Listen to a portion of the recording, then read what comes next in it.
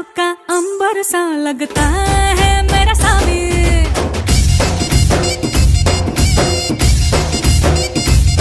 मेरी राहों में फूलों का रास्ता है